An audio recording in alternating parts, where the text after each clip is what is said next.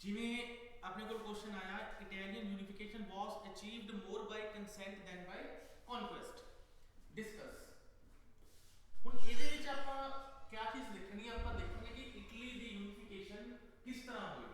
ਕੀ ਪੁੱਛ ਰਿਹਾ है अचीव्ड मोर बाय कंसेंट यानी कि अपनी मर्जी ਨਾਲ या कॉन्क्वेस्ट या लड़ाई ਨਾਲ। ठीक है, ਆਪਾਂ इस चीज ਨੂੰ जस्टिफाई करना है कि ये अचीव कितना हुई कंसेंट के ਨਾਲ। ठीक है, ਇਹ क्वेश्चन डिस्कस ਕਰਨ ਤੋਂ ਪਹਿਲਾਂ ਮੈਂ ਤੁਹਾਨੂੰ ਥੋੜਾ ਜਿਹਾ ਇਸ ਦਾ ਬੈਕਗ੍ਰਾਉਂਡ ਦੱਸੂਗਾ ਕਿ ਬੇਸਿਕਲੀ ਇਟਲੀ ਦੀ ਯੂਨੀਫਿਕੇਸ਼ਨ ਕਿਵੇਂ ਹੋਈ ਸੀ। ਜਸਟ ਇੱਕ 2-3 ਮਿੰਟ ਦਾ ਬਰੀਫ ਤਾਂ ਕਿ ਤੁਹਾਨੂੰ ਥੋੜਾ ਜਿਹਾ ਆਈਡੀਆ ਲੱਗ ਜਾਏ।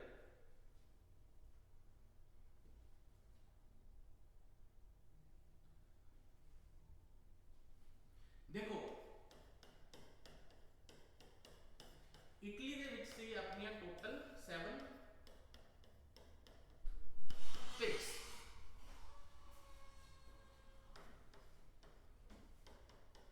नॉर्थ, सेंटर और साउथ। नॉर्थ ਦੇ ਵਿੱਚ ਕੌਣ रूल कर रहा ਸੀ? Austria Habsburg empire. सेंटर ਦੇ ਵਿੱਚ ਕੌਣ ਸੀ? पोप। और साउथ ਦੇ ਵਿੱਚ ਕੌਣ रूल कर रहा ਸੀ? स्पेन। जिमें अपने स्टेट्स ਹੁੰਦੀਆਂ ਨੇ ਐਵੇਂ ਇਟਲੀ ਦੇ ਵਿੱਚ ਸਟੇਟ ਸੀਗੀਆਂ, ਕਿੰਨੀਆਂ ਸੀ ਟੋਟਲ 7। ਨਾਰਥ ਵਾਲੇ ਪਾਰਟ ਦੇ ਵਿੱਚ ਕੌਣ ਰੂਲ ਕਰ ਰਿਹਾ ਸੀਗਾ? ਆਸਟਰੀਆ ਹੈਬਸਬਰਗ। ਔਰ ਸੈਂਟਰ ਦੇ ਵਿੱਚ ਕੌਣ ਸੀ? ਪੋਪ। ਔਰ ਸਾਊਥ ਦੇ ਵਿੱਚ ਕੌਣ ਸੀ? ਸਪੇਨ। ਉਸ ਤੋਂ ਇਲਾਵਾ ਜੋ ਆਪਣਾ ਸਾਰਦੀਨੀਆ ਪਾਈਡਮੌਂਟ ਵਾਲਾ ਰੀਜਨ ਸੀ ਉਹ ਕਿਸ ਦੇ ਕੰਟਰੋਲ ਦੇ ਵਿੱਚ ਸੀ? इटालियन प्रिंसेस थे। ठीक है, जो सार्दिनिया पाइडमॉन्ट रीजन सी वो किसे कंट्रोल ਦੇ ਵਿੱਚ ਸੀ? ਇਟਾਲੀਅਨ ਪ੍ਰਿੰਸੈਸ ਦੇ ਵਿਕਟਰ ਐਮੈਨੂਅਲ ਦੇ ਕੰਟਰੋਲ ਦੇ ਵਿੱਚ ਸੀ।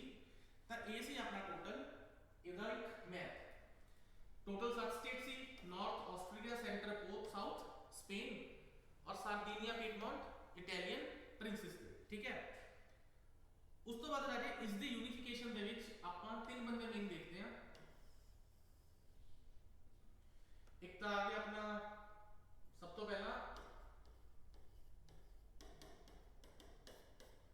ਮੈਜ਼ੀਨੀ। ठीक है, जो मैज़िनी सी, मैज़िनी ने सीक्रेट सोसाइटीज फॉर्म कीतियां सीगियां और उस एक सोसाइटी सी कार्बोनरी, ये उसका मैंबर सी।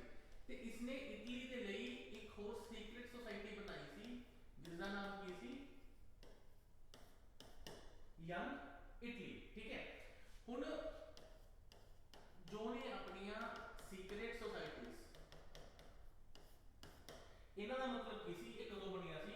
ਕਿਉਂਕਿ ਬਾਅਦ ਜਦੋਂ ਕੰਜ਼ਰਵੇਟਿਵਸ ਦਾ ਰੂਲ ਆ ਗਿਆ ਸੀ ਤੇ ਉਹ ਰੈਵੋਲੂਸ਼ਨਰੀਜ਼ ਨੂੰ ਸਪਰੈਸ ਕਰਨ ਦੀ ਕੋਸ਼ਿਸ਼ ਕਰ ਰਹੇ ਸੀਗੇ, ਤਾਂ ਉਹਨਾਂ ਨੇ ਇੱਕ ਰੈਵੋਲੂਸ਼ਨ ਨੂੰ ਜਾਰੀ ਰੱਖਣ ਦੇ ਲਈ ਸੋਸਾਇਟੀਜ਼ ਬਣਾਈਆਂ ਜਿਨ੍ਹਾਂ ਨੂੰ ਆਪਾਂ ਕੀ ਕਹਿੰਦੇ ਆ? Secret societies. और ਇਹਦੇ ਵਿੱਚ दूसरा इंपॉर्टेंट कौन है बंदा अपने लिए?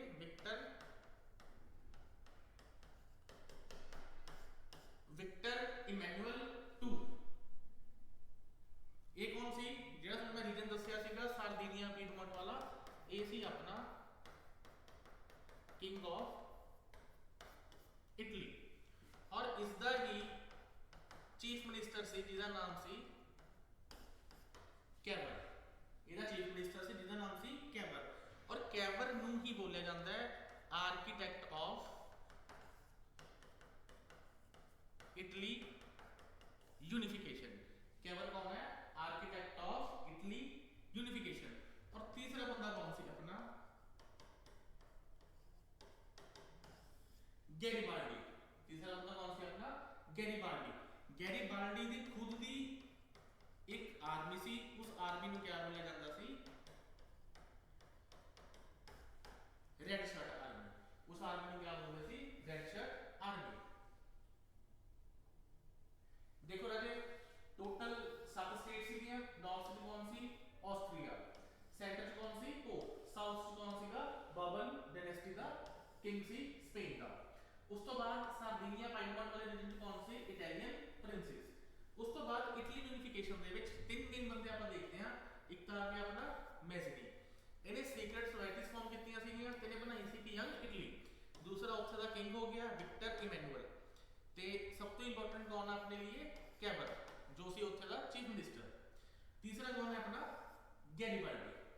ਇੰਨਾ ਬੇਸਿਕ ਆਈਡੀਆ ਕਲੀਅਰ ਹੋ ਗਿਆ ਹੋਵੇਗਾ ਸਾਰਿਆਂ ਨੂੰ। ਹੁਣ ਦੇਖੋ ਰਾਜੇ ਹੋਇਆ ਕੀ,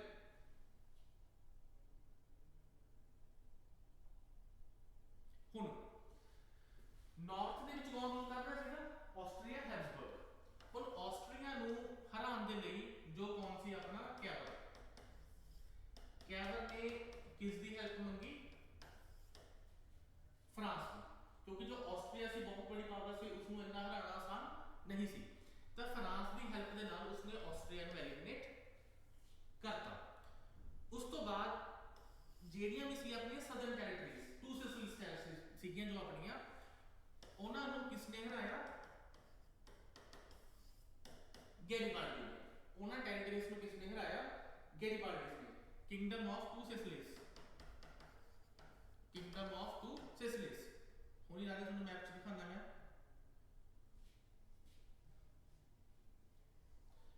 आ देखो किंगडम ऑफ टू सिसिलीज, ए वाली जगह ते किसने हराया, गैरीबाल्डी ने। ठीक है, ये पाइडमोंट वाला रीजन सी, ये किसके हाथ दे विच सीगा, खुद इटैलियन प्रिंसेस दे हाथ दे विच। ठीक है, ਤਾਂ ਜਿਹੜਾ ਇਹ ਸੈਂਟਰ ਵਾਲਾ, ਜੇ ਤੁਸੀਂ ਦੇਖੋ ਲਿਖਿਆ ਨਾ ਪਪਲ ਸਟੇਟ, ਉਹਦੇ ਕੌਣ ਰੂਲ ਕਰ ਰਹੇ ਸੀ, ਪੋਪ। ਹੁਣ ਤੁਹਾਨੂੰ ਇੱਕ ਓਵਰਵਿਊ ਪਤਾ ਲੱਗ ਗਿਆ ਕਿ ਨਾਰਥ ਦੇ ਵਿੱਚ ਸੀ ਆਸਟਰੀਆ, ਸੈਂਟਰ 'ਚ ਸੀ ਪੋਪ, ਤੇ ਸਾਊਥ ਦੇ ਵਿੱਚ ਸੀ ਆਪਣਾ ਸਪੇਨ। ਆਸਟਰੀਆ ਨੂੰ ਆਪਾਂ ਕਿੱਦਾਂ ਹਰਾਇਆ, ਫਰਾਂਸ ਦੀ ਹੈਲਪ ਦੇ ਨਾਲ। ਔਰ ਜੋ ਗੈਰੀਬਾਲਡੀ ਸੀ ਉਸਨੇ ਆਪਣੀ ਉਹਦੀ ਖੁਦ ਦੀ ਆਰਮੀ ਸੀ, ਰੈਡ ਸ਼ਰਟ ਆਰਮੀ, ਤੇ ਉਸਨੇ ਇਹ ਵਾਲਾ ਰੀਜਨ ਸਾਰਾ ਸੀ ਉਹ ਕੈਪਚਰ ਕਰ ਲਿਆ। ਹੁਣ ਸੈਂਟਰ 'ਚ ਕੌਣ ਬਚਦਾ, ਪੋਪ। ਹੁਣ ਆਪਣਾ ਕੁਐਸਚਨ ਕੀ ਸੀਗਾ, ਮੋਰ ਕੰਸੈਂਟ ਦੈਨ ਬਾਈ ਕਨਕੁਐਸਟ। ਹੁਣ ਪੋਪ ਦੇ ਨਾਲ ਆਪਾਂ ਇੱਕ ਐਗਰੀਮੈਂਟ ਸਾਈਨ ਕਰ ਲਿਆ, ਜਿਹਦੇ ਵਿੱਚ ਪੋਪ ਬਿਨਾਂ ਕਿਸੇ ਲੜਾਈ ਤੋਂ ਆਪਣੇ ਅੰਦਰ ਮਰਜ ਹੋਣ ਲਈ ਰੈਡੀ ਹੋ ਗਿਆ ਸੀ। ਇਹ ਇਟਲੀ ਦੇ ਵਿੱਚ ਮਰਜ ਹੋ ਗਿਆ। ਹੁਣ ਆਪਾਂ ਕੀ ਚੀਜ਼ ਡਿਸਕਸ ਕਰਾਂਗੇ, ਕੰਸੈਂਟ ਐਸ ਦਾ ਡੋਮੀਨੈਂਟ ਫੋਰਸ ਇਨ ਇਟਾਲੀਅਨ ਯੂਨੀਫਿਕੇਸ਼ਨ। ਦੇਖੋ ਡਿਪਲੋਮੇਸੀ ਔਰ ਇੰਟਰਨੈਸ਼ਨਲ ਲੈਜੀਟੀਮੇਸ਼ਨ, ਜਿਵੇਂ ਮੈਂ ਤੁਹਾਨੂੰ ਦੱਸਿਆ ਕੇਵਰ ਨੇ ਇਟਲੀ ਦੀ ਯੂਨੀਫਿਕੇਸ਼ਨ ਕੀਤੀ, ਉਸਨੇ ਕਿਹਦੀ ਸਪੋਰਟ ਮੰਗੀ, ਫ੍ਰੈਂਚ ਦੀ। ਠੀਕ ਹੈ, ਇੱਕ ਟ੍ਰੀਟੀ ਹੋਈ ਸੀ, ਟ੍ਰੀਟੀ ਆਫ ਲੋਂਗਰੇਸ, ਜਿਹਦੇ ਵਿੱਚ फ्रेंच ने इन्हों इंश्योर किया सी कि असं थोड़ी हेल्प करांगे। दूसरा, Britain and France favoured Italian nationalism as a strategy to weaken Austria. ठीक है, क्योंकि ऑस्ट्रिया मैं तुहानू दस्सिया उस समय बहुत ज़्यादा स्ट्रांग हुंदा सीगा, ते ब्रिटेन ने भी उस समय इटली का साथ दिता। तो यानी कि ये की सी डिप्लोमेसी, और डिप्लोमेसी किसदी सी, कैवल की। क्लियर, उसने किहदी सपोर्ट ली, फ्रेंच दी ते ब्रिटेन की। उस तो बाद plebiscitary mandate and popular consent. राजे प्लेबिसाइट क्या होता है, प्लेबिसाइट होता है कि मींस जेडे लोग एक टेरिटरी दे विच रह रहे हैं उन्हां तो वोटिंग करवाई जाती है कि वो किस जगह के ऊपर रहना चाह रहे हैं, कि उन्हां नूं ये एरिया मंजूर है नहीं, इस नाम दे नाल है या नहीं। फॉर एग्जांपल जिवें आपां कश्मीर दे विच प्लेबिसाइट कराई कि जेडे उत्थे दे लोग ने पाकिस्तान च जाना चाहते हैं या इंडिया च जाना चाहते हैं, उसको आपां की बोल दिंदे आ, प्लेबिसाइट। तो यानी कि आह सारे एरियाज दे विच टस्कैनी हो गया, पर्मा हो गया, मोडेना हो गया, वो सारा प्लेबिसाइट करवाया गया और सारिਆਂ ने ही सपोर्ट किया इटली ਨੂੰ। उस तो बाद पॉलिटिकल अकोमोडेशन और इंस्टीट्यूशनल। हुण पॉलिटिकल अकोमोडेशन का की मतलब है राजे, हुण देखो एक जो कोई भी नवी स्टेट बननी जा रही है, ठीक है, उसमें तो कॉन्स्टिट्यूशनल हेड होना चाहिए है। ठीक है, तो यही ड्यूटी किसने ली सी, विक्टर इमैनुअल टू ने। Victor Emmanuel two emerge as the monarch acceptable across diverse Italian regions. हुण जेड़ा ਆਪਾਂ इटली ਦਾ मैप देखिया यूनिफिकेशन तो पहला वाला, तो सारे लोगों ने विक्टर इमैनुअल ਨੂੰ ਆਪਣਾ ਕੀ एक्सेप्ट कर लिया ਸੀ। उस तो बाद आइडियोलॉजिकल मोबिलाइजेशन और नेशनल कॉन्शियसनेस। हुण आइडियोलॉजिकल मोबिलाइजेशन तो की मतलब है, हुण आइडियाज, ठीक है, जिन्ने भी रेवोल्यूशनरीज होंगे ने या आप कह जिन्ने भी एडमिनिस्ट्रेटिव थिंकर्स होंगे ने, वो एक आइडिया पब्लिश करते हैं और लोग वो पढ़ते हैं ते उन्हां चीज़ को फॉलो करते हैं। एवं जेड़ा मैजनी सी, इन्हें की स्टार्ट की थी, यंग इटली मूवमेंट, जिहदे नाल बहुत सारे लोगों ने उसकी सपोर्ट करी सी। Infuse the masses with the ideas of nationalism, popular sovereignty and culture unity। तरह से तुम्हें चार पॉइंट्स क्लियर आ गए कि ने सब तो पहला डिप्लोमेटिक रिलेशन कैमरन ने किते, उस तो बाद प्लेबिसाइट होया हर जगह के उत्ते, उस तो बाद पॉलिटिकल अकोमोडेशन, यानी कि विक्टर इमैनुअल टू ने जिम्मेवारी ली कि भाई मैं इहदा जो इटली बनूगी उसका किंग मैं बनूंगा, तो लोगों ने उसको एक्सेप्ट करया। और चौथा की सी आइडियोलॉजिकल मोबिलाइजेशन, जिवें ਆਪਾਂ पहले पढ़ के हटे आ, तीन बंदे इंपॉर्टेंट ने, विक्टर इमैनुअल टू, मैज़िनी हो गया, गैरिबाल्डी हो गया, और विक्टर इमैनुअल टू जिंदा कौन हो गया अपना कैवर। कैवर बेसिकली फेमस है अपनी डिप्लोमेसी के लिए। सेम जिवें जर्मन यूनिफिकेशन दे विच बिस्मार्क ने कीता सी। The role of conquest in completing unification, देखो सेम राजे मैं तुहानू दस चुकिया मिलिटरी एंगेजमेंट होए सीगे, हुण ऑस्ट्रेलिया सरदीनिया वार हुई सीगी, ठीक है।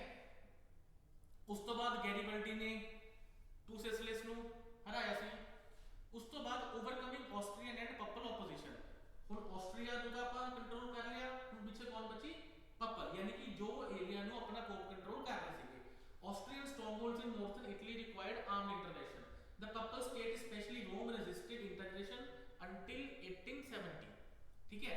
1870 तक उन्होंने इस चीज ਨੂੰ ਰੋਕਣ ਦੀ ਕੋਸ਼ਿਸ਼ ਕੀਤੀ, बट एट द एंड 1871 ਦੇ ਵਿੱਚ ਉਹ ਐਗਰੀਡ ਹੋ ਕੇ ਇਟਲੀ ਦੇ ਵਿੱਚ ਮਰਜ ਹੋ ਗਏ, ठीक है। ਹੁਣੇ ਬਾਅਦ ਕੁਝ 1870 ਤੋਂ ਬਾਅਦ ਕੁਝ ਇਸ ਤਰ੍ਹਾਂ ਦਾ ਆਪਣਾ ਜੋ ਹੈ ਇਟਲੀ ਦਾ ਮੈਪ ਬਣ ਗਿਆ, ठीक है।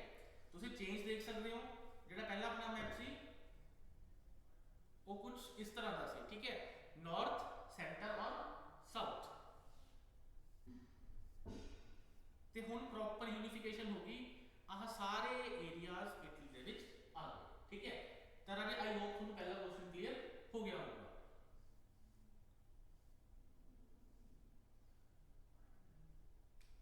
अगर आप इसके कंक्लूजन की गल करते हैं, Italian unification was shaped more by conquest than by consent than conquest. While military efforts overcome Austrian and Papal resistance, the decisive forces remain diplomatic alliance, ideological unity, popular plebiscites and charismatic leadership.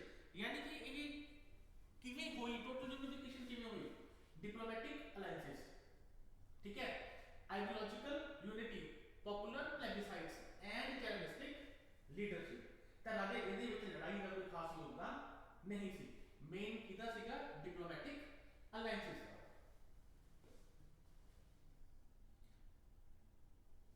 ਹੁਣ ਦੂਸਰਾ question ਕੀ ਹੈ, analyse the disintegration of USSR and its impact on international politics, ठीक है। ਹੁਣ Russian revolution ਹੋਇਆ ਆਪਣਾ, ਜਦੋਂ ਰਸ਼ੀਅਨ ਰੈਵੋਲੂਸ਼ਨ ਆਪਣਾ ਚੱਲ ਰਿਹਾ ਸੀਗਾ ਉਸ ਸਮੇਂ ਤੇ ਇੱਕ ਪ੍ਰੋਵਿਜ਼ਨਲ ਗਵਰਨਮੈਂਟ ਫਾਰਮ ਹੁੰਦੀ ਹੈ, ਠੀਕ ਹੈ। ਹੁਣ ਥੋੜੀ ਧਿਆਨ ਨਾਲ ਸਮਝਣਾ ਇਸ ਗੱਲ ਨੂੰ, ਰਸ਼ੀਅਨ ਰੈਵੋਲੂਸ਼ਨ ਦੀ, ਰਸ਼ੀਅਨ ਰੈਵੋਲੂਸ਼ਨ ਜੋ ਬੇਸਿਕਲੀ ਹੋਇਆ ਸੀਗਾ, it was against capitalist society, ਹੈ ਨਾ, ਕੈਪੀਟਲਿਜ਼ਮ ਦੇ ਅਗੇਂਸਟ ਹੋਇਆ ਸੀ Russian revolution. Russian revolution, Russia ਦਾ ਰਾਜਾ ਕੌਣ ਹੁੰਦਾ ਸੀਗਾ, ਜ਼ਾਰ ਨਿਕੋਲਸ, ਠੀਕ ਹੈ। जब ਜ਼ਾਰ ਨਿਕੋਲਸ ਰਸ਼ੀਆ ਛੱਡ ਕੇ ਭੱਜ ਗਿਆ ਤਾਂ ਉਸ ਸਮੇਂ ਇੱਕ ਪ੍ਰੋਵਿਜ਼ਨਲ ਗਵਰਨਮੈਂਟ ਸੈਟਅਪ ਹੋਈ ਸੀ। ਪ੍ਰੋਵਿਜ਼ਨਲ ਗਵਰਨਮੈਂਟ ਦੇ ਜੋ ਸੈਟਅਪ ਹੋਏ ਸੀਗੇ ਉਹਦੇ ਵਿੱਚ ਸਾਰੇ ਹੀ ਜੋ ਉਹਦੇ ਮੈਂਬਰ ਸੀ, ਉਸ ਗਵਰਨਮੈਂਟ ਦੇ ਮੈਂਬਰ ਸੀ, ਸਾਰੇ ਹੀ ਐਲੀਟ ਕਲਾਸ ਤੋਂ ਬਿਲੋਂਗ ਕਰਦੇ ਸੀਗੇ। And Lenin was clear, Lenin ਸੀ ਕਿ ਆਪਾਂ ਉਹਦੇ ਕੀ ਐਸਟੈਬਲਿਸ਼ ਕਰਨਾ ਹੈ, ਸੋਸ਼ਲਿਜ਼ਮ ਕਮਿਊਨਿਜ਼ਮ, ਨਾ ਕਿ ਆਪਾਂ ਉਹਦੇ ਕਿਆ ਸੈਟਅਪ ਕਰਨਾ ਹੈ, ਕੈਪੀਟਲਿਜ਼ਮ। ਤਾਂ ਉਸ ਸਮੇਂ ਬੋਲਸ਼ੇਵਿਕਸ, ਹੈ ਨਾ, ਲੈਨਿਨ ਕੀ ਕਿਹੜੀ ਪਾਰਟੀ ਦਾ ਲੀਡਰ ਸੀ, ਬੋਲਸ਼ੇਵਿਕਸ ਦਾ, ਤੇ ਬੋਲਸ਼ੇਵਿਕਸ ਨੇ ਜੋ ਪ੍ਰੋਵਿਜ਼ਨਲ ਗਵਰਨਮੈਂਟ ਸੀ ਉਸ ਨੂੰ ਗਿਰਾਤਾ ਸੀਗਾ ਤੇ ਉੱਥੇ ਆਪਣੀ ਗਵਰਨਮੈਂਟ ਫਾਰਮ ਕਰਤੀ ਸੀ ਜ਼ਾਰ ਦੇ ਭੱਜਣ ਤੋਂ ਬਾਅਦ। ਤੇ ਉਸ ਸਮੇਂ ਕਿਹਦੀ ਫਾਰਮੇਸ਼ਨ ਹੋਈ ਸੀਗੀ, USSR ਦੀ। ਉਸ ਸਮੇਂ ਕਿਹਦੀ ਫਾਰਮੇਸ਼ਨ ਹੋਈ, USSR ਦੀ।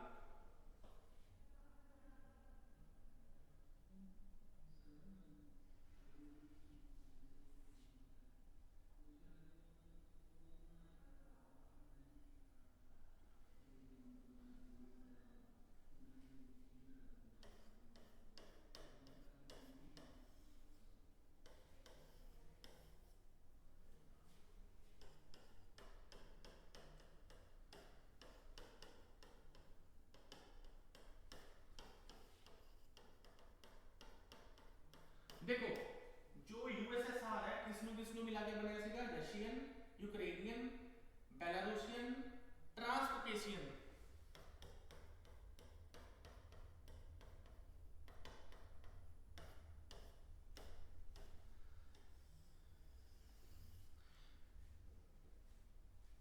उन्नीस सौ 17 ਦੇ ਵਿੱਚ ਕੌਣ ਸੀ ਆਪਣਾ, ਜ਼ਾਰ।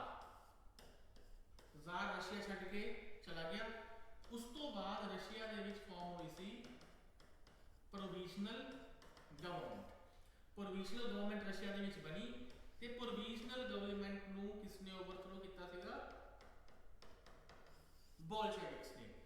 यानी कि किसका रूल आ गया सीगा हुन, लेनिन का। ते लेनिन ने किसकी फॉर्मेशन करी सी, USSR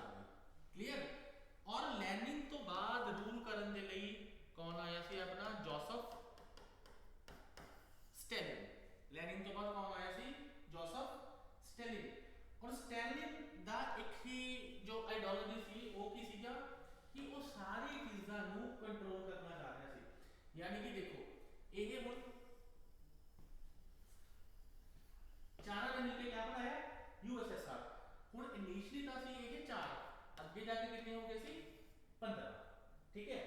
ਤਾਂ ਉਹ 15 ਦੇ 15 ਨੂੰ ਕੰਟਰੋਲ ਕਰਨਾ ਚਾਹ ਰਿਹਾ ਸੀ, ਯਾਨੀ ਕਿ ਲੋਕਾਂ ਨੂੰ ਬਿਲਕੁਲ ਵੀ ਸਿਵਲ ਲਿਬਰਟੀਜ਼ ਉੱਥੇ ਦੇ ਲੋਕਾਂ ਨੂੰ ਨਹੀਂ ਸੀ। ਠੀਕ ਹੈ, देखो यूएसएसआर की फॉर्मेशन किमें हो रही है, रशियन, यूक्रेनियन, बेलारूसियन और ट्रांसकोकेशियन। ठीक है, लीडर कौन सी है इनका, लेनिन।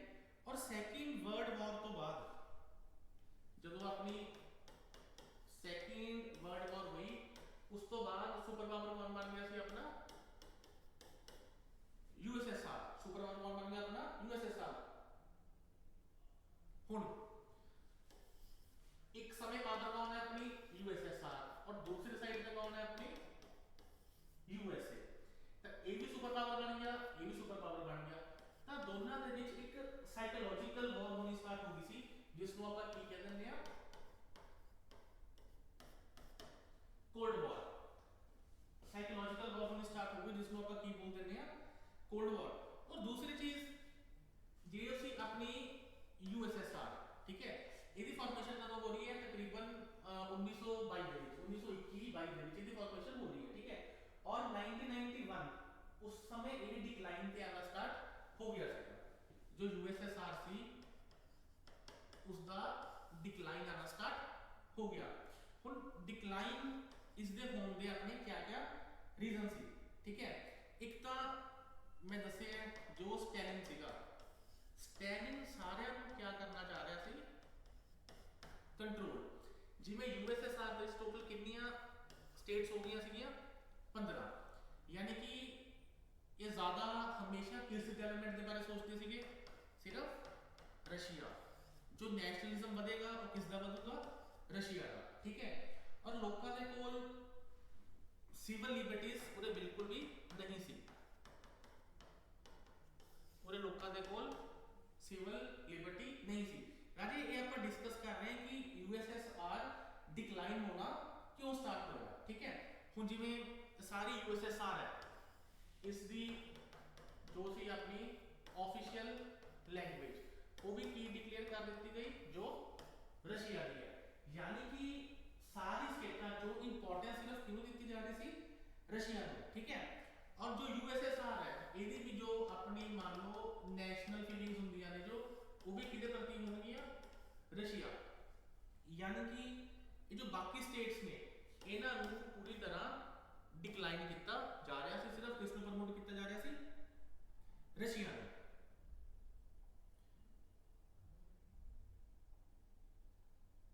सिर्फ किस नूं प्रमोट कर रहे थे वो, रशिया ने। ठीक है, और इस जगह पे जो सी अपनी डेवलपमेंट वो बिल्कुल भी ना के बराबर सी, और ना ही उहदे की सी इंफ्रास्ट्रक्चर। ठीक है, देखो राजे एक तो लोगों के कोल सिविल लिबर्टीज नहीं हैगियां, दूसरी चीज ना उस एरिया में डेवलपमेंट हो रही है, ना इंफ्रास्ट्रक्चर लग रहा है, और ये मैक्सिमम अपना सारा पैसा कितने इन्वेस्ट कर रहे हैं, आर्म्स दे विच और डिफेंस दे विच।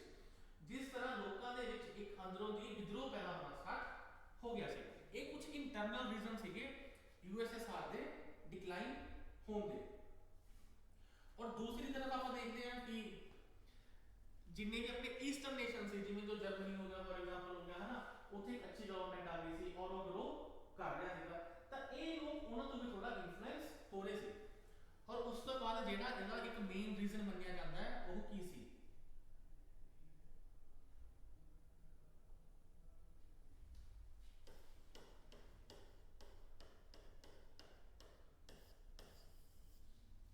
गॉर्बाचेव।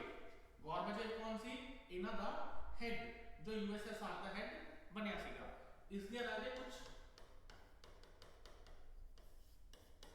पॉलिसी सी जो कि रशिया की डिसइंटीग्रेशन का कारण बनया, जिवें कि इन्हां दी पॉलिसी सी ग्लासनोस्ट। इहदी पॉलिसी की सी ग्लासनोस्ट।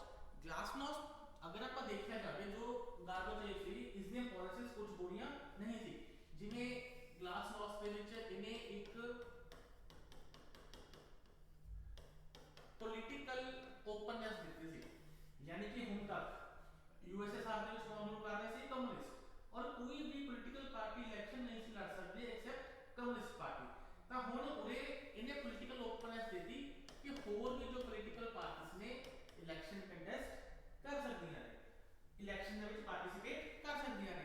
ਇਵੈਂਚੁਅਲੀ ਉਹ ਸਿਚੁਏਸ਼ਨ ਨੂੰ ਕੰਟਰੋਲ ਕਰਨਾ ਚਾਹ ਰਿਹਾ ਸੀ ਕਿ ਜੋ ਬਾਕੀ ਸੋਵੀਅਤ ਸਟੇਟਸ ਨੇ ਉਹ ਵੀ ਵਿੱਚ ਆ ਕੇ ਪਾਰਟਿਸਿਪੇਟ ਕਰਨ, ਠੀਕ ਹੈ। ਔਰ ਜੋ ਸੀ ਇਹਦੀ दूसरी पॉलिसी ओके सी अपनी पेरेस्ट्रोइका,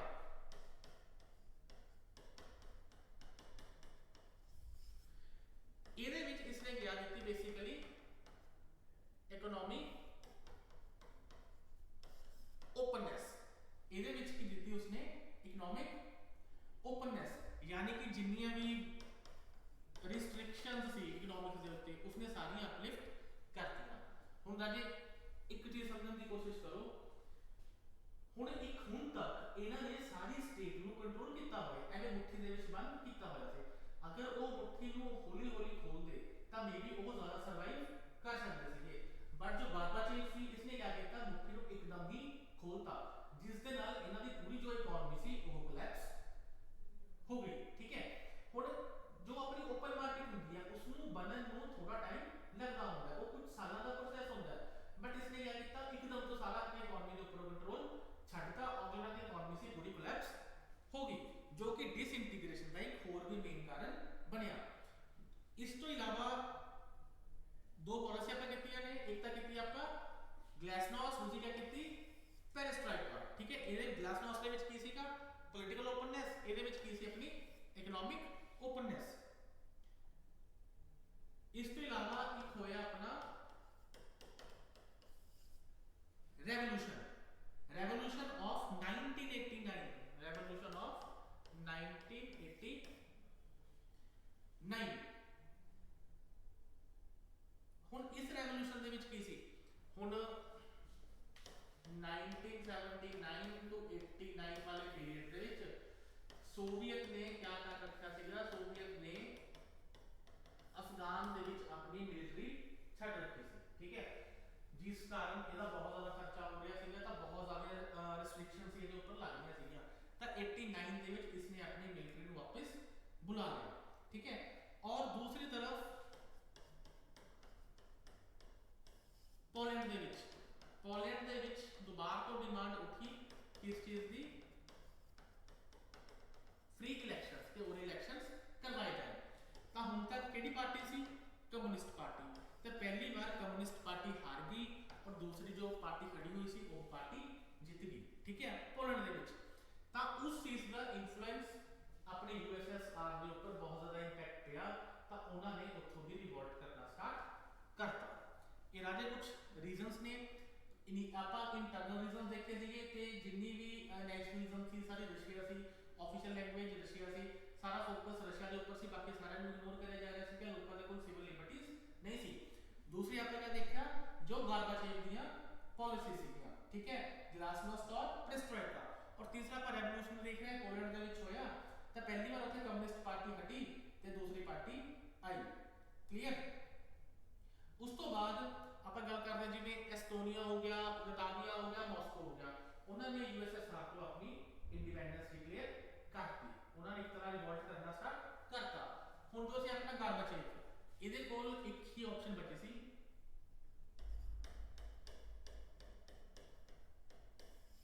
ਗੋਰਬਾਚੇਵ ਕੀ ਕਹਿੰਦਾ, ਜਿਵੇਂ ਆਹ ਸਾਰੀਆਂ ਆਪਣੀਆਂ ਸਟੇਟਸ ਨੇ यूएसएसआर ਦੇ ਅੰਦਰ,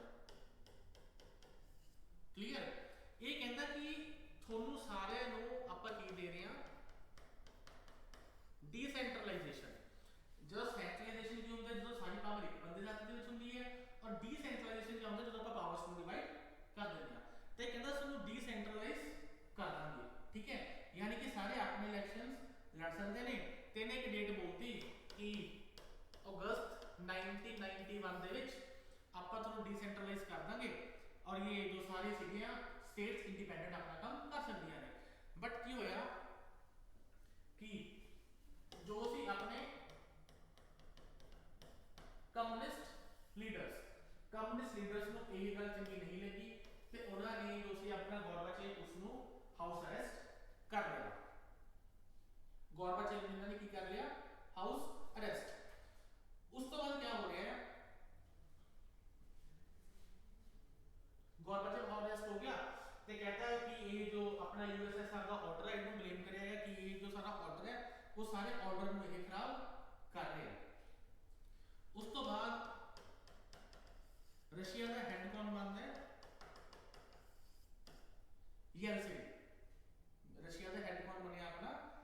येल्सिन, ठीक है।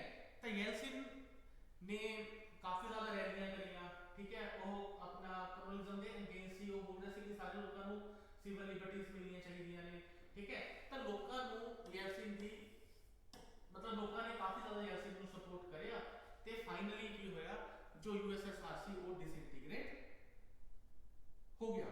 उस तो बाद यूक्रेन हो गया, बेलारूस हो गया और रशिया ने हो गया, इन्होंने अपना लागू बना लिया Commonwealth of independent of state, इन्होंने लागू अपनी यूनियन बना ली ते जो अपना यूएसएसआर सी वो डिसइंटीग्रेट हो गया।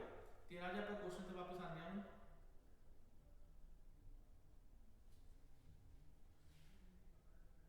देखो इंटरनल फैक्टर हम दसिया सीगा आ सी अपनी ग्लासनोस्ट,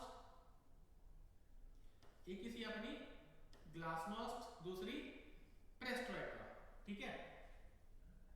ये दो पॉलिसी सीगियां। उस तो बाद किदियां सीगियां ये गोर्बाचेव दी पॉलिसी सीगियां ग्लासनोस्ट और perestroika. Exposed inefficiency, corruption and political repression, disturbs the system without providing stable economic alternatives, ठीक है। जिन्हें क्या किया सी ने कंट्रोल्ड इकोनॉमी को एक तरह छाड़ता। दूसरा स्ट्रक्चरल इकोनॉमिक क्राइसिस, जिवें मैं तुहानू दस्सिया सीगा कि मैक्सिमम खर्चा किहदे उपर हुंदा सीगा डिफेंस दे उपर, मैक्सिमम खर्चा किहदे उपर कर रहे ने सिर्फ और सिर्फ डिफेंस के ऊपर, ठीक है, और बाकी सारी जगह में इग्नोर किया जा रहा है, यानी कि टेक्नोलॉजी उन्हें बिल्कुल भी नहीं सी आ रही। Declining living standards, eroded legitimacy of the state. उस तो बाद इरोजन ऑफ आइडियोलॉजिकल लेजिटिमेसी, यानी कि जो अपना लेनिन सीगा, Lenin lost appeal embed declining freedom of economic failures, यानी कि इकोनॉमिक पूरी तरह फेल होने लगी सी, लोगों के कोई फ्रीडम नहीं सी। Communist party authority eroded across the republics. हुन जिवें मैं तुहानू दस्सिया सीगा कि किहदे उपर ही फोकस कर रहे सी, रशिया के ऊपर, बाकियां नूं पूरी तरह डिक्लाइन किया जा रहा सी। उस तो बाद एथनिक फ्रैगमेंटेशन, एथनिक की हुंदी है जो जिथे दे लोग हुंदे ने उत्थे वो उसनूं अपनी जगह नूं ही सपोर्ट करदे ने, एथनिसिटी उत्थे होण लग गई सीगी। The 15 republics revived historical linguistic और कल्चरल आइडेंटिटीज, सारे ने अपनी अपनी आइडेंटिटी सीगियां, क्लियर, सबने अपनी अपनी डिक्लेरेशन इंडिपेंडेंस दी करनी स्टार्ट कर दी सी। तां हुण थोड़ा इस समय ते एक्सटर्नल प्रेशर भी आना स्टार्ट हो गया सी, जिवें मैं तुहानू दस्सिया सी costly involvement in Afghanistan drained resources and morale, यानी कि आप अपनी उन्हें जेडी सी आर्मी छड़ रखी सी, ठीक है, वो इन्होंने वापस फिर बुलाई। हुण आप आज रीजंस देख ले कि डिसइंटीग्रेट होने क्या क्या सीगा, इंटरनल फैक्टर सीगे या कुछ ओदियां गोर्बाचेव दी दो पॉलिसीज सीगियां, पैसा डिफेंस के ऊपर ला रहे सीगे, इन्हां दे जो आइडियोलॉजी सी बेसिकली वो लोकां दे ऊपर एक सप्रेशन बन के आ रही थी, और एथिक फ्रैगमेंटेशन, दूसरा एक्सटर्नल प्रेशर। हुण इहदे कॉन्सिक्वेंस क्या क्या हुए, हुण क्या होया होवे, देखो दो पावर बन गईयां, दो पावर सीगियां यूएसएसआर और यूएसए। यूएसएसआर किहनूं फॉलो कर रही थी, सोशलिज्म और कम्युनिज्म, और यूएसए किहनूं फॉलो करदा सीगा, कैपिटलिज्म। तो बेसिकली हुण कल्ली पावर रह गई किहड़ी, कैपिटलिज्म। हुण किंग कौन बन जाऊगा, कैपिटलिज्म, सारे किहनूं फॉलो करना स्टार्ट कर देंगे, capitalism, clear. Transformation of global power balances, ठीक है। हुण NATO expanded eastward, heightening Russia strategy insecurity, China आ गया, the US emerged as the sole super power. दूसरा redrawing the Eurasian geopolitical map, जिवें हुण सारे इकट्ठे आ गए सीगे, हुण सारे बिखर गए ते सब दी स्ट्रेटजीज अलग अलग बन गईयां, कदों दी, after 1991। Proliferation of regional conflicts and power vacuums, ethnic conflicts, यानी कि उत्थे लोकल कॉन्फ्लिक्ट्स होने इन्हां दे विच स्टार्ट हो गए सीगे, बॉर्डर डिस्प्यूट हो गए सीगे, ते rise of separatist groups, military और इंसर्जेंसीज। ये सारियां बेसिकली जो जिवें इंडिया दे नॉर्थ ईस्ट स्टेट दे विच इंसर्जेंसीज है, जो बॉर्डर एरिया हुंदे ने, है ना, यानी कि कुछ लोग इधर आए कुछ लोग उधर चले गए, तां वो एक इंसर्जेंसी करना स्टार्ट कर दिंदे ने। सेम चीज उरे ही स्टार्ट हो गई सी। Shift toward market economic and globalisation, यानी कि शिफ्ट हो गया, पहले किन फॉलो कर रहे थे कम्युनिज्म नु, हुन किसनु स्टार्ट करता, कैपिटलिज्म नु। Post Soviet Nations adopted capitalism reforms, shock therapy model cost social stress. हुन शॉक थेरेपी की सी बेटा, जो मैं तुहानू दस्सिया सी इकोदम इमीडिएट चेंज आया सीगा। एंड ऑफ बायोपोलैरिटी, यानी कि जो यूएसएसआर दी रेगुलेटरी सी वो खत्म हो गई, सिर्फ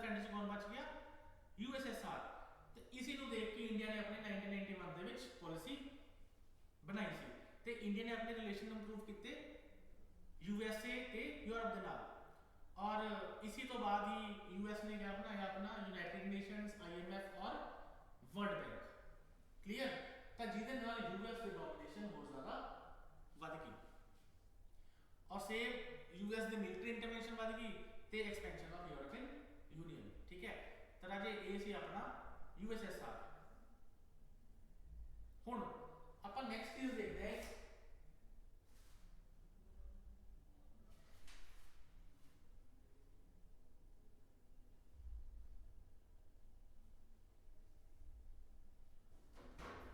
industrial revolution was a mixed blessing comment.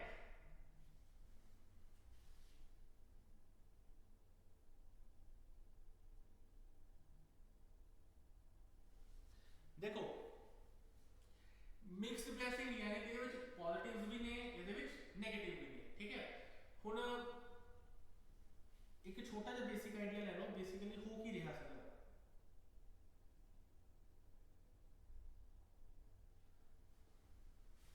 ਹੁਣ ਇਹ ਇੰਡਸਟਰੀਅਲਾਈਜੇਸ਼ਨ ਸਭ ਤੋਂ ਪਹਿਲਾਂ ਸਟਾਰਟ ਕੀਤੀ ਹੋਈ ਸੀ ਆਪਣੀ ਬ੍ਰਿਟੇਨ ਦੇ ਵਿੱਚ, ਐਵੇਂ ਪੂਰੀ ਯੂਰਪ ਦੇ ਵਿੱਚ ਫੈਲ ਗਈ। ਹੁਣ ਇਹ ਹੈਗਾ ਆਪਣਾ रूरल एरिया, ये हैगा अपना अर्बन एरिया। रूरल दे विच की हो रहा सी एग्रीकल्चर और अर्बन दे विच की आ रही सी इंडस्ट्री। एग्रीकल्चर नू कौन कंट्रोल कर रहे सी? फ्यूडल्स, और इंडस्ट्री नू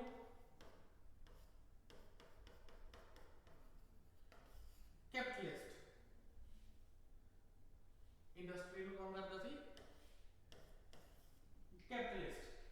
हुण मेन प्रोविजन या मेन पंगा होने की सी इन्हां दा कि फ्यूडल कंट्रोल कर रहे ने और जो पीजेंट सी फार्मर सी वो बहुत ज्यादा परेशान सी। जब उन्हां नू अपॉर्चुनिटी दिखी कि भाई उधर इंडस्ट्री लगी है, उधर असीं वर्कर्स बन के काम कर सकते हैं, तो जिस दे नाल क्या हो गया उदों दे उरे क्या होनी स्टार्ट हो गई? माइग्रेशन। ठीक है, जो माइग्रेशन सी और लार्ज स्केल के ऊपर रूरल तो अर्बन होनी स्टार्ट हो गई। और एज अ कॉन्सिक्वेंस क्या होया कि जिवें मान लो एक कोई इंडस्ट्री है, उरे आपां नूं हैगी 100 बंदे की लोड़, ते बंदे कितने पहुंच जाण उरे? 10,000। तो ऑब्वियसली की होएगी? एक्सप्लॉयटेशन। फॉर एग्जांपल मेरी कोई कंपनी है, मैंने एक बंदे की लोड़ है और मैंने अगर वो बंदा नहीं लग रहा होगा तो मैं उसकी सैलरी ज्यादा करूंगा। बट वो एक पोस्ट यदि अगर कोई 100 बंदे आ जाएंगे तो जब मैं कहूंगा सैलरी 10,000, दूसरा कहूंगा मैंने 8 से रख लो, तीसरा कहूंगा मैंने 5 से रख लो। ठीक है, तो ਉਹਦੇ ਨਾਲ ਕੀ ਹੋਊਗਾ? वर्कर्स ਦੀ एक्सप्लॉयटेशन होनी स्टार्ट हो जाएगी ਤੇ लॉन्ग वर्किंग आवर्स ਉਹਨਾਂ ਦੀ ਡਿਊਟੀਆਂ ਹੁੰਦੀਆਂ ਸੀਗੀਆਂ। और क्या होया कि लार्ज स्केल ਤੇ ਉਹਨੇ क्या होगी? अनएम्प्लॉयमेंट। लोगों के कोल उरे रहन ਨੂੰ घर भी नहीं सी। ठीक है, तो यानी कि पॉजिटिव की हो रहा है इंडस्ट्री लग रही है, नवी टेक्नोलॉजी आ रही है, बट नेगेटिव की हो रहा है जो उत्थे दे वर्कर्स उन्हां दी एक्सप्लॉयटेशन हो रही है। ठीक है, उन्हां दा मतलब वो एक रूम दे विच ही 8-8 9 लोग रहंदे हुंदे सी, 12-12 16 घंटे उन्हां दी ड्यूटी हुंदी सी, ते उन्हां दे बहुत घੱਟ वेजेस हुंदे सी, बहुत घੱਟ सैलरीज ते वो काम करदे हुंदे सी।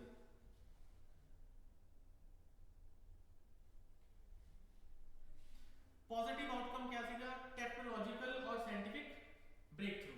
ठीक है, इनोवेशन आ गया सीगा, स्पिनिंग जेनी आ गया सीगा, स्टीम इंजन आ गए सी, रेलवेज आ गए सी, ये सारी चीज़ां नवीं आईयां सीगियां। Urbanisation and new employment opportunities. हुण आपां ये चीज़ देख के हटे हां कि न्यू इंप्लॉयमेंट अपॉर्चुनिटी तो मिल रही है, बट वो किस हद तक लोगों को इंप्लॉयड कर पा रही है, वो चीज़ ज़्यादा इंपॉर्टेंट है। Growth of industrial towns such as Manchester, Birmingham, expansion of wage labour, professional classes, service sector, ये सारा कुछ नो डाउट ये इंक्रीज हो रहा सीगा। Unprecedented economic expansion, rise of core industries, textile, iron, coal, rise of capitalism और global trade networks, industrial output fuelled worldwide trade expansions, emergence of modern capitalist institution, joint stock companies, banks, corporations, social and scientific advancement। यानी कि ये सारे की सीगे ਇਹਦੇ positive factors जो एक इंडस्ट्री ਦੇ ਆਉਣ ਨਾਲ ਇੱਕ ਦੇਸ਼ ਦੇ ਵਿੱਚ ਹੋ ਰਹੇ ਸੀ। ਬਟ ਇਸ ਦੇ ਨੈਗੇਟਿਵਸ ਕਿਆ ਕਿਆ ਸੀਗਾ? Labour exploitation and factory system distress, hazardous working condition, long hours and major wages, widespread child labor, exploitation of women, environmental pollution and urban health hazards, coal driven factories cause fair air and water pollution, rapid urbanization created overcrowded unsanitary living conditions, rising socio-economic inequalities, sharp wealth concentration among industrialists। देखो capitalism का एक ही motive होता है, वो होता है profit, उसमें और किसी चीज की फिक्र नहीं होती, कोई मर रहा है या कोई जी रहा है। ਇਹਦੇ ਨਾਲ ਕੀ ਹੁੰਦਾ ਸੀਗਾ, सोसाइटी ਦੇ ਵਿੱਚ ਕਾਫੀ ਜ਼ਿਆਦਾ ਇਨਇਕੁਐਲਿਟੀਜ਼ ਆਉਣਾ ਸਟਾਰਟ ਹੋ ਗਈ ਸੀ। चौथा, colonial resources drain and global imbalances, increased demand for raw material। ਹੁਣ ਇੱਕ ਇੰਡਸਟਰੀ ਲੱਗ ਰਹੀ ਹੈ, ਠੀਕ ਹੈ, ਇੰਡਸਟਰੀ ਨੂੰ ਮੇਨ ਕੀ ਚਾਹੀਦਾ ਹੁੰਦਾ ਹੈ? raw material। ਹੁਣ ਬ੍ਰਿਟੇਨ ਬੈਠਾ ਹੈ, ਬ੍ਰਿਟੇਨ ਨੂੰ ਕੀ ਚਾਹੀਦਾ ਹੈ? raw material। ਪਰ ਆਪਣੇ ਉਸ ਦੇ ਦੇਸ਼ ਵਿੱਚ raw material ਖਤਮ ਹੋ ਗਿਆ ਤਾਂ ਹੁਣ ਦੂਸਰੇ ਦੇਸ਼ ਦੇ ਵੱਲ ਉਹ ਜਾਊਗਾ, ਉਸ ਦੇਸ਼ ਦੇ ਉੱਤੇ ਕਬਜ਼ਾ ਕਰੂਗਾ ਤੇ ਉੱਥੋਂ ਦੀ raw material ਐਕਸਟ੍ਰੈਕਟ ਕਰਨਾ ਸਟਾਰਟ ਕਰੂਗਾ। colonial resources drain and global imbalances, marginalization of craft industries and rural decline। यानी कि ये आप इंडिया के एग्जांपल भी लेके चल रहे हैं, ਜਦੋਂ ਮਸ਼ੀਨੀ ਚੀਜ਼ਾਂ ਬਣਨੀਆਂ ਸਟਾਰਟ ਹੋ ਗਈਆਂ ਤਾਂ ਜੋ ਹੈਂਡਮੇਡ ਗੁੱਡਸ ਸੀਗੀਆਂ ਉਹਨਾਂ ਦੀ ਇੰਡਸਟਰੀ ਪੂਰੀ ਖਤਮ ਹੋ ਗਈ ਸੀ। Machine made goods destroyed artisans livelihoods, rural depopulation of workers has migrated to cities, weakening of cottage industries, growth of social problems and urban poverty। यानी कि slums बननियां स्टार्ट हो गई सीगियां, alcoholism, crime, socialisation, poor sanitation, lack of labour rights. ठीक है, तो राजे ये अपने सी कुछ पॉजिटिव और कुछ नेगेटिव है, बहुत अपना इजी क्वेश्चन सी। लास्ट क्वेश्चन की अपना fourth, describe the scramble of Africa by European colonial masters, what were its consequences। ये सिर्फ तुम एक छोटी सी एग्जांपल दूंगा तो सारा क्वेश्चन क्लियर हो जाएगा। Describe the scramble of Africa.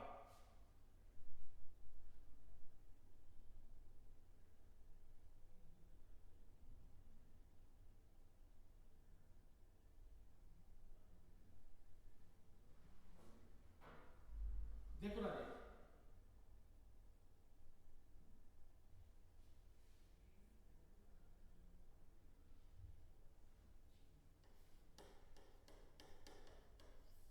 आ गया अपनी यूरोपियन पावर्स। ठीक है, हुणे आप पिछे पढ़ के रखे हैं इंडस्ट्रियल रेवोल्यूशन। ये एक बेसिक नीड की होंगी थी रॉ मटेरियल। ठीक है, हुण जिवें ये सी अपना अफ्रीका, ये यूरोपियन सारे बैठ के डिसाइड करते होंगे सीगे कि अफ्रीका का असं किहड़े वाला पार्ट लैना। ठीक है, हुण बेसिकली जो सी अपना अफ्रीका, इसका जो लाइवलीहुड सी ये किसके ऊपर डिपेंड सी? लाइफ स्टॉक के ऊपर। ठीक है, उरे जो मेजॉरिटी पॉपुलेशन सी वो की काम करती सी लाइफ स्टॉक। तुसी कह सकते हो अप्रॉक्स 90% लोग की करते सीगे लाइफ स्टॉक। क्योंकि आप अफ्रीका देख रहे हैं, अफ्रीका अपना हैगा अपना उस समय बस फुल ऑफ रिसोर्सेज, हजे भी उत्थे काफी ज्यादा रिसोर्सेज पाए जाते हैं। ठीक है, हुण जो यूरोपियंस उरे आए, उन्होंने कुछ एरिया नु कॉन्कर करिया। ठीक है, उत्थे उस एरिया नु कॉन्कर करके इन्हां ने अपने लॉज इंपोज करने स्टार्ट कर दिए। ये फॉर एग्जांपल एक लेके आए हेरिडिटरी लॉ। हेरिडिटरी लॉ ਦੇ ਵਿੱਚ ਕੀ ਸੀਗਾ, यानी कि अफ्रीका की कोई भी फैमिली है, ठीक है, आ फादर है, उसके 4 लड़के ने। ठीक है, जो उसकी प्रॉपर्टी है वो सिर्फ एक ही बच्चे को इनहेरिटेंस कर सकता है, बाकियां नु नहीं कर सकता। तब बाकियां तीनों नु क्या करना पड़ेगा? कम। ठीक है, क्योंकि उसमें तो फादर की प्रॉपर्टी मिलेगी नहीं, बाकी तीन क्या करेंगे? कम। दूसरी उन्होंने क्या किया, यूरोपियंस ने पूरे एक डिसीज छोड़ती काऊ दे विच। ठीक है, जिहदे नाल इन्हां दा अप्रॉक्स 70% जो लाइफ स्टॉक सी वो मरना स्टार्ट हो गया। ते जे इन्हां दा लाइफ स्टॉक सारा मर जाएगा ना, भेड़ बकरियां गावां मर जाएंगियां, तां इन्हां नूं क्या करना पएगा? काम। तां इस तरह ये उन्हां नूं फोर्स करदे सी प्लांटेशन करन दे लई। और दूसरी चीज, जितने भी अफ्रीकन होंदे सी फिजिकली काफी स्ट्रांग होंदे सीगे, तां इन्हां नूं स्लेव्स बना के दूसरी कंट्रीज दे विच भी भेजिया जांदा सी। ठीक है, हुण आपां अजे चलदे हां क्वेश्चन दे वल।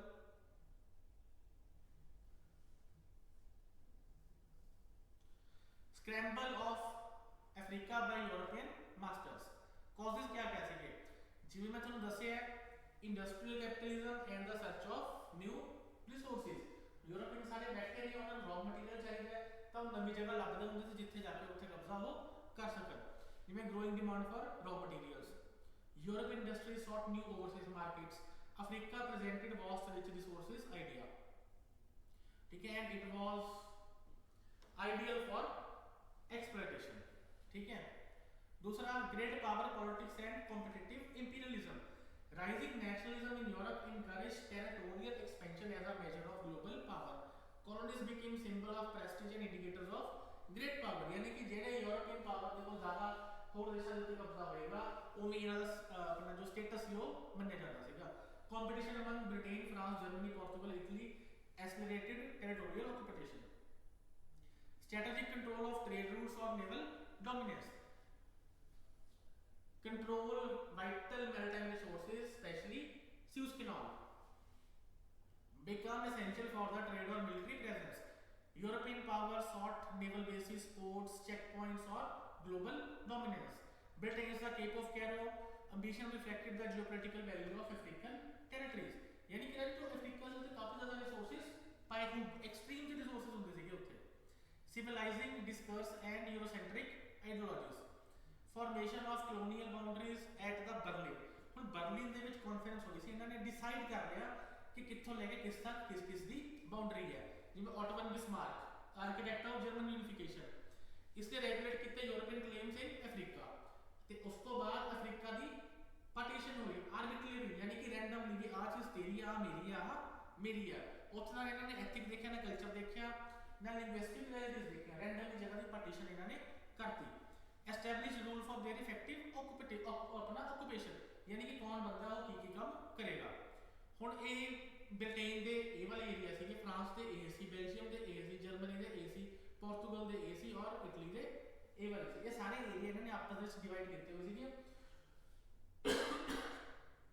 और सबका एक ही मोटिव होंदा सीगा उत्थों दी रिसोर्सेस नूं किवें एक्सट्रैक्ट करना। हुण एज अ रिजल्ट इसका क्या होया, पॉलिटिकल और administrative consequences. African kingdoms lost sovereignty, यानी कि बेटा उन्होंने सारी आजादी चली गई। Arbitrary colonies, border splits, ethnic groups, उन्होंने अपनी मर्जी से बॉर्डर्स काट के तो फिर लड़ाई झगड़े होने स्टार्ट हो गए। एडमिनिस्ट्रेशन वीक हो गई। इकोनॉमिक एक्सप्लॉयटेशन और स्ट्रक्चरल डिस्टॉर्शन, यानी कि सारी एक तो रिसोर्सेज इन्हां दे हुंदे सीगे और इन्हां दे ही बंदे काम कर रहे हैं और इन्हां वाली प्लांटेशन करवाई जा रही है और सारे रिसोर्सेज उरों लैके दूजे देशों के भेजे जा रहे हैं। सोशल एंड कल्चर डिसरप्शंस, यानी कि imposition of European languages, religion and social system, सारा कुछ उन्होंने अपने ऊपर इंपोज करना स्टार्ट करता सीगा। वाइड स्प्रेड डिस्प्लेसमेंट, वायलेंस होगी, जेनोसाइड्स हो गए सच एज हेरोनॉमिक जेनोसाइड क्या होता है जो एक लंबी किसी जीन के ऊपर आप कत्ल करना स्टार्ट कर देंगे। Military and resistance movements, African societies mounted strong resistance against colonial domination. एक प्रोमिनेंट अपराइजिंग हुई सी Zulu resistance south Africa they विच, ठीक है। ਤਾਂ ਹੁਣ ਉੱਥੇ ਜਿਵੇਂ ਯੂਰਪ ਦੇ ਵਿੱਚ ਜਦੋਂ ਕੰਜ਼ਰਵੇਟਿਵ ਆਏ ਸੀ ਉਹਨਾਂ ਨੇ ਇਹਨਾਂ ਨੂੰ ਸਪਰੈਸ ਕਰਨਾ ਸਟਾਰਟ ਕਰਤਾ ਤੇ ਉੱਥੇ ਸੀਕ੍ਰੇਟ ਸੋਸਾਇਟੀਜ਼ ਫਾਰਮ ਹੋਈਆਂ ਬੇਸਿਕਲੀ ਉਹਨਾਂ ਦੇ ਅਗੇਂਸਟ ਲੜਨ ਦੇ ਲਈ। ਜਿਵੇਂ ਯੂਰਪ ਨੇ ਇਹਨਾਂ ਨੂੰ ਸਪਰੈਸ ਕੀਤਾ ਸੀਗਾ ਤੇ ਇਹਨਾਂ ਨੇ ਆਪਣੇ ਮਿਲੀਟੈਂਟ ਗਰੁੱਪਸ ਬਣਾਉਣੇ ਸਟਾਰਟ ਕਰਤੇ ਸੀਗੇ ਅੰਗਰੇਜ਼ਾਂ ਦੇ ਖਿਲਾਫ ਲੜਨ ਦੇ ਲਈ। और इस चीज का बहुत लॉन्ग टर्म पॉलिटिकल और जियोपॉलिटिकल इफेक्ट रहा। उस तो बाद economic under development and inequality और इन्वायरमेंटल कॉन्सिक्वेंसेस, ठीक है। तरह के एक चीज मैं ਤੁਹਾਨੂੰ ਹੋਰ ਦੱਸਣਾ ਚਾਹਾਂਗਾ ਇਹਦੇ ਵਿੱਚ ਪੀਸੀਐਸ ਦੇ ਲਈ ਜੇ ਤੁਸੀਂ ਵਰਲਡ ਹਿਸਟਰੀ ਪੜ੍ਹ ਰਹੇ ਹੋ ਤਾਂ 9th ਔਰ 10th ਕਲਾਸ ਦੀ ਆਈਸੀਐਸਈ ਦੀ ਬੁੱਕ ਅੱਛੀ ਤਰ੍ਹਾਂ ਪੜ੍ਹ ਲਓ ਵਰਲਡ ਹਿਸਟਰੀ ਦੀ, ਤੇ ਉਹਦੇ ਜਿੰਨੇ ਪਿੱਛੇ ਕੁਐਸਚਨਸ ਦਿੱਤੇ ਹੋਏ ਨੇ ਉਹਨਾਂ ਨੂੰ ਅੱਛੀ ਤਰ੍ਹਾਂ ਕਰ ਲਓ और मोर देन sufficient, clear, ठीक है, थैंक यू।